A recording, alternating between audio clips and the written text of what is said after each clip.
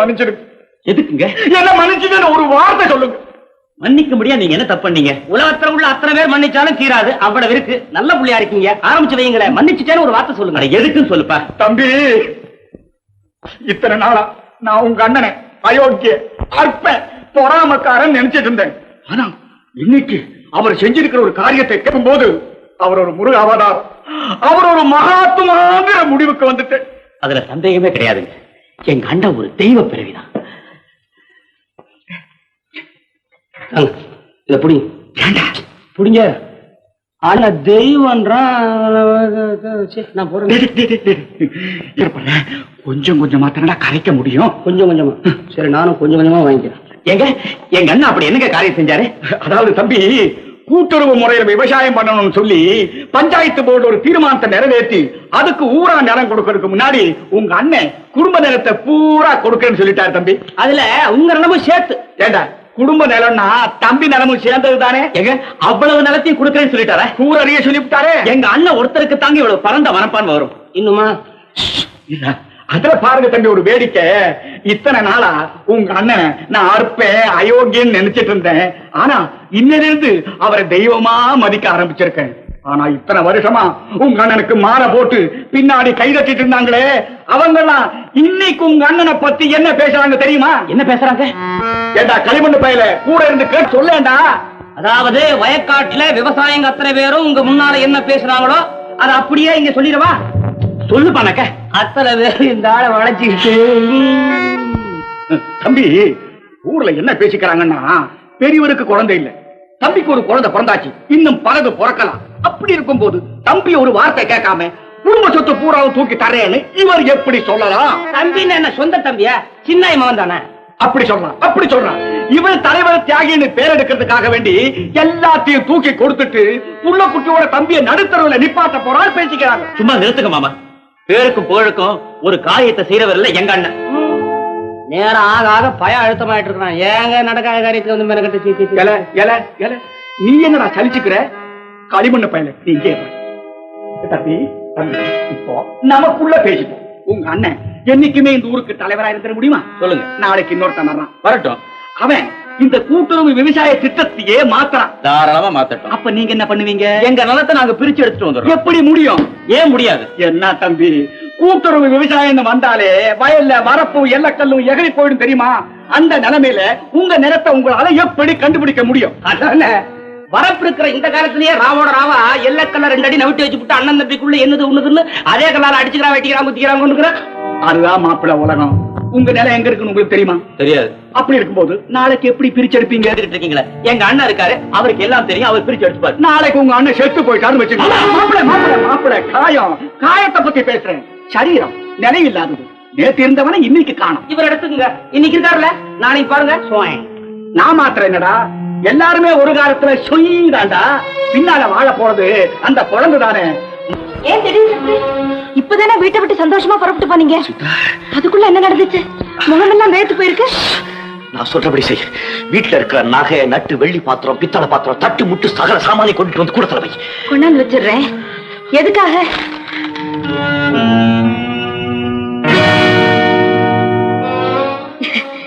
இது என்னங்க இருக்கு? என் நிலமெல்லாம் எங்க இருக்குன்னு உங்க தம்பி கேட்டிருக்கான். கேட்டுட்டானே. அதுவும் அவனா கேட்டதா தெரியலையே. யாரோ எழுதி இருக்காங்க, அவன் கையெழுத்து போட்டிருக்கான். போட்டுட்டானே, கையெழுத்து போட்டுட்டானே.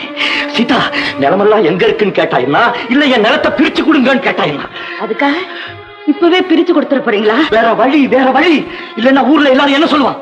சின்னவன் புள்ள குட்டிக்காரனாயிட்டான், அவனுக்கு ஒண்ணுமே கொடுக்காம பெரியவன் எல்லாத்தையும் வாயில போட்டுக்க பாக்கான்னு சொல்லுவான்.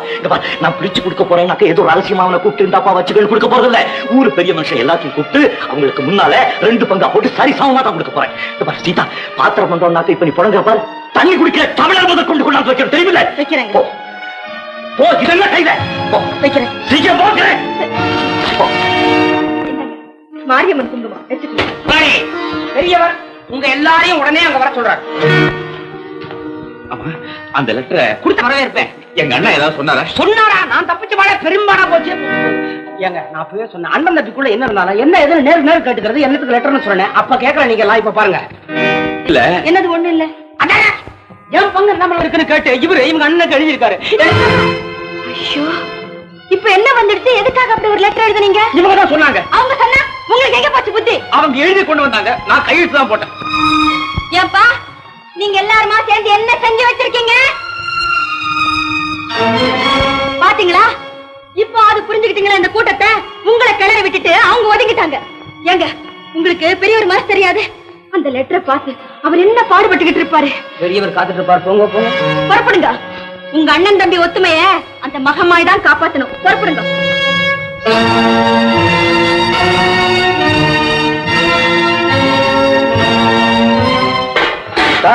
என்னங்க எல்லாத்தையும் வச்சுட்டியா? வச்சுட்டேனுங்க. எல்லாத்தையும் டம்ளர் முதல் கொண்டு வச்சுட்டேன். நகை நட்டெல்லாம் இது இருக்குங்களே. இதெல்லாம் என்ன? கழட்டிடுறேன். கழட்டு. இதென்ன தாலி செயின் தானே? நான் உனக்கு செயின்லயா தாலி கட்டினேன்? மஞ்ச கைத்துல தானே கட்டினேன். மஞ்ச கைத்த போட்டுக்கிட்டு இதெல்லாம் கட்டி இங்க வை. இது பாகப்படி நடத்திடுறேன். வாங்க என்னங்க எங்களை எல்லாம் ஒன்னா வர சொன்னீங்களா? வாங்க வாங்க. ஒண்ணு இல்ல, என் தம்பி இந்த பாக பிரிவினை அப்படி இப்படின்னு ஆரம்பிச்சுட்டான். என்னங்க உங்க தம்பிங்க? ஆமா, என் தம்பி தான். வேற என்ன தெருவில் போறவனா கேட்பான். எல்லாம் பாத்துருங்க, எல்லாத்தையும் வச்சிருக்கேன். ஏமா இங்க வாங்க. பாருங்க, என் பொண்டாட்டி கழுத்துல வெறும் மஞ்ச கயிறு தான் இருக்கு, பாக்கி எல்லாத்தையும் கழட்டி வச்சுட்டேன். இது கொடுமைங்க. இது நாளைக்கு ஒரு பயம் ஒண்ணு சொல்லக்கூடாது. அதுக்காக தான் உங்ககிட்ட எல்லாம் காமிக்கிறேன். போய் உட்காரு. சரி, அதெல்லாம் இருக்கட்டும். இப்ப நான் கொஞ்சம் வெளியே போயிட்டு வரலாம். வாங்க. நீங்க சரியா இல்ல. நான் நல்லா தனியா இருக்கேன். எனக்கு நான் கல்லு பிள்ளைய மாதிரி இருக்கேன். போய் உட்காரு. தலைவரே, உட்காருங்க. போய் நான் சாம்சன் பேசிட்டேன். உட்காரு. உன் கடிதாசியை பார்த்த தம்பி, ரொம்ப சந்தோஷம். நீ எழுதியிருந்த பிரகாரம் உன் நிலத்தை மட்டும் இல்ல, இந்த குடும்பத்துல என்னென்ன இருக்கோ எல்லாத்தையும் ரெண்டா பிரிச்சு கொடுக்கறதா தீர்மானம் பண்ணிட்டேன். இதுவரை எதுவும் நான் கேட்கிறேன். உனக்கு முன்னால பிறந்தவன்டானா? உன் கடிதாசிக்கு என்ன அர்த்தம், யாரு சொல்லி நீ அதை எழுதிருக்கேங்கிறத அப்படியெல்லாம் அப்பா நான் ஒண்ணு சொல்லடா. என்ன சொல்றேன்? என்ன அடிக்கணும்டா.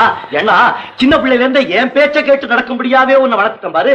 நீயா ஒரு விஷயத்தை யோசனை பண்ணி நீயே ஒரு காரியத்தை செய்யும்படியா வளர்த்திருந்தேன்னா இவ்வளவு தூரம் வந்திருக்காது.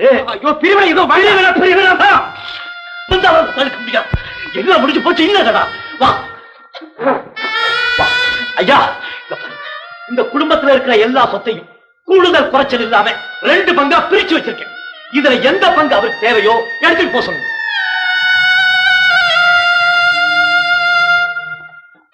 உட்கார்ந்து இருக்கீங்க, எந்த பங்கு வேணும் கேளுங்க. என்னங்க தலைவருடைய பேச்சு நடத்தி எனக்கு ஒண்ணுமே புரியலையே. எல்லாத்தையும் ரெண்டா பிரிச்சு வச்சிருக்கேன் அழுத்தம் திருத்தமா சொல்றாரு. எங்க ரெண்டா இருக்கு? எல்லாம் ஒன்னாதான். ஆமாங்க, எல்லாம் ஒன்னாத்தான் இருக்கு. அவருக்கு இருக்கிற கோப வெறியில 1 2 தெரியாமல் இருக்கு. வெறியாவது மண்ணாவது மனுஷன் நெருப்பா இருக்காங்க. கிட்ட நெருங்க முடியல. ஒண்ணு செய்யுங்களேன், அவர் சம்சாரத்தோட பேசி பாருங்களேன். ஐடியா.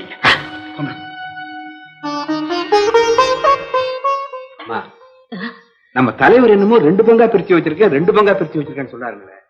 எங்க இருக்கு 2 பங்கு? எங்க கண்ணுக்கு தெரியலீங்களே. 2 இருந்தா தானே உங்க கண்ணுக்கு தெரியும். எல்லாத்தையும் ஒன்னா நான் தானே எடுத்து வச்சேன். ஏன் 2 பங்குன்னு சொல்றாருங்க? அதுதான் எனக்கும் புரியல. கொஞ்சம் இருங்க, அவங்களே கேட்டு பாக்குறேன். என்னங்க விவகாரத்தை நல்லபடியா முடிக்கணும்னு தானே விரும்புறீங்க? ஆமா. அப்படி இருக்கும்போது எல்லாத்தையும் ஒன்னா எடுத்து வச்சுக்கிட்டு 2 பங்குன்னு பேசிட்டு இருக்கீங்களே. 2 பங்கு இல்ல. நீங்க இனிமே 2ஆ பிரிச்சாதானுங்களே 2 பங்காகும். பிரிச்சு வச்சுட்டேன். இருக்கிறது 2 பங்கு தான். ஏப்பா, 2 பங்குல எது வேணும்? இருக்கீங்க 2 பங்கு. எல்லாத்தையும் அள்ளி ஒண்ணா வச்சுக்கிட்டு 2னா இது யார ஏமாத்துற வேலை? 2 பங்கு இருக்கியா? எங்கயா இருக்கு? உனக்கு தோசி. நீ எங்க இருந்த வந்தவன்? 2 பங்கு என்னங்கிறது யாரு கண்ணுக்கு தெரியுது, யாரு மனசுக்கு புரியுது? நான் பாக்குறையா? லேட் பண்ணாம 2 விட்டு எடுத்துட்டு போப்பா. லலிதா, நீயே சொல்லு. நான் எப்பவாவது அண்ணனை விட்டு பிரியணும்னு நினைச்சிருக்கிறேன்னா? ஏதோ இவங்க எல்லாம் சொன்னாங்களேன்னு ஒரே ஒரு கையெழுத்து போட்டதுக்கு இவ்வளவு பெருசு பண்றாரு. எதுக்கு எடுத்தாலும் 2 பங்கு பிரிச்சுட்டேங்கிறாரு. எனக்கு ஒண்ணுமே புரிய மாட்டேங்குது. இந்த பாருங்க, பெரியவங்க விஷயம் இல்லாம எதுவும் பேச மாட்டாங்க. அவங்க எதையோ உள்ளடக்கி வச்சு பேசிக்கிட்டு இருக்காங்க. கொஞ்சம் பொறுங்க, அவங்க சொல்ற 2 பங்கு எதுன்னு நான் பாக்குறேன்.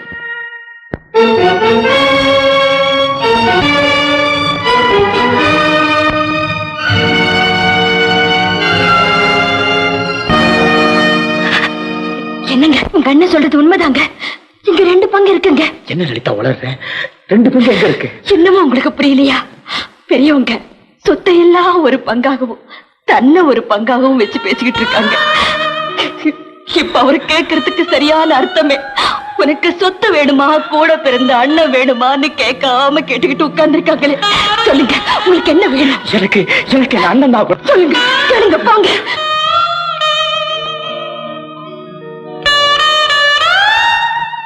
எனக்கு எனக்கு இந்த பங்குதான் வேணும். சொத்து வேணாம், சுகம் வேணாம். நீங்க தான் எனக்கு வேணும். நீங்க தான் எனக்கு வேணும். போதும்பா போதும். உன் பொண்டாட்டி யார் மாமனாரோட சகல சொத்துக்களை வச்சுக்கிட்டு சௌக்கியமாறு. இது என்னைக்கு எனக்கு மட்டும் உரிமையான சொத்து. இதுல யாரும் பங்கு கேட்க வேண்டாம். நான் விட மாட்டேன். என்னங்க வாங்க போலாம். அண்ணே, என்னது சொல்லுங்க. என்ன அனாதையா விட்டுட்டு போறீங்களா அக்கா? இல்லம்மா, கண்ணறிஞ்ச கனவோட நான் விட்டுட்டு போறோம். உங்க பாட்டன் சொத்தை விட்டுட்டு போங்க. சொத்தை ஏன் என்கிட்ட விட்டுட்டு போறீங்க? லலிதா, ஆமா அத்தா, அக்கா 10 மாதம் சுமந்து பெற்றாலே இந்த சொத்தை ஏன் என்கிட்ட விட்டுட்டு போறீங்க? தெரியும்க்கா, எனக்கு ஆஸ்பத்திரியிலே தெரியும். இது நான் பெத்த குழந்தை இல்ல, நீங்க பெத்த குழந்தைதான். உனக்கு தெரியுமா? தெரியும். இது உங்க அக்கா குழந்தைன்னு உனக்கு தெரியுமா? தெரியும். தெரிஞ்சிருந்துமா அந்த தாய் கதற கதற குழந்தை எடுத்துட்டு வீட்டுக்கு போனேன். அங்கதான் நீங்க என்ன புரிஞ்சுக்கணும். நான் ஏன் குழந்தை எடுத்துட்டு போனேன்? அக்காவுக்கு குழந்தை ராசி இல்ல, அவ பார்வப்பட்டா நிலைக்காது, பால் கொடுத்தா பொழைக்காதுன்னு எங்க அம்மா மட்டும் இல்ல, ஊரே சொல்லிட்டு இருந்தது. அந்த சமயத்துல குழந்தையோட உயிருக்கு 3 மணி நேரம் தான் டாக்டர் அம்மா கடுவு வச்சுட்டு போயிட்டாங்க. அந்த கடுவுக்குள்ள குழந்தை இறந்துட்டா, அதுவும் அக்கா மடியில இறந்துட்டா, ஊர் சொல்ற பழி அக்காவுக்கு நிலைச்சிடுமேன்னு பயந்து போற குழந்தை என் மடியில போகட்டும், அந்த அசம்பாவிதம் எங்க வீட்டுல நடக்கட்டும், வர்ற பழி எனக்கு வந்து சேரட்டுன்னு தான் நான் குழந்தை எடுத்துட்டு போனேன். தப்பா சொல்லுங்க, தப்பா?